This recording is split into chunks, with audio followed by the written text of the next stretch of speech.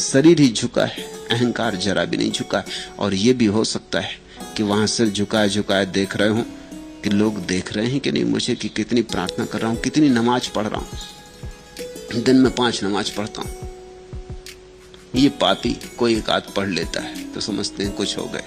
मैं 5 पढ़ता हूं, वर्षों से नहीं चूका हूं। भीड़ भाड़ देख ले कि मैं कितना पूजा कर रहा हूं, कितनी प्रार्थना कर रहा हूं। ये भी अहंकार हो गया। तुम्हारी महक मन को मोह लेती है, बड़ी प्यारी व मीठी गंध है तुम्हारे पास। दुनिया में तुमसे अधिक सुवासित कोई भी नहीं होगा। फूल से किसी ने कहा, फूल ने उत्तर दिया, नहीं ऐसी बात नहीं। धरती की सुगंध मुझसे बहुत श्रेष्ठतर है, मैं तो कुछ भी नहीं। ये छोटी सी सुगंध मुझ में है, ये भी धरती से आती, और धरती में अनंत गंध भरी है। जब धरती से यह प्रश्न पूछा गया तो उसने कहा कि मैं क्या, मैं कुछ भी नहीं। असली गंध तो मेघ में होती। जब मेघ बरसता है तो उसी की गंध मुझ में समा जाती। मेघ के बिना तो मैं बिल्कुल रूखी सूखी मरुस्थल हूं। वो जो आकाश में मेघ घिरते हैं आषाढ़ के, गंध देखनी, उनकी देखो मुझ में क्या रखा है। इस प्रकार पूछे जाने पर मेघ ने इंद्र को इशारा किया कि मेरा क्या, उसकी आज्ञा। सब उसके इशारे से होता है। उसकी अंगुली में इतनी गंध है कि उसका इशारा आया कि गंध फैल जाती।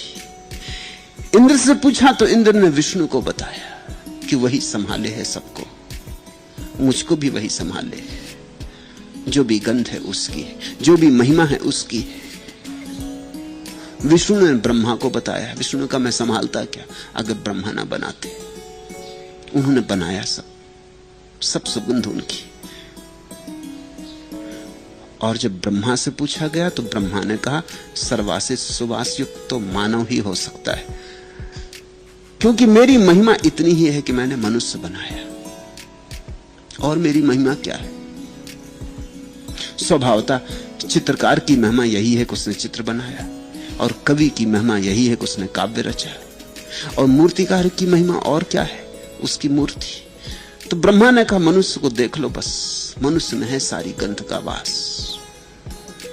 और जब मनुष्य से यह प्रश्न पूछा गया तो वह अहंकार में आकर के बोला, अरे मूर्ख, भला मुझसे भी अधिक कोई सुवासित हो सकता है? मैं परम सुगंध में हूं।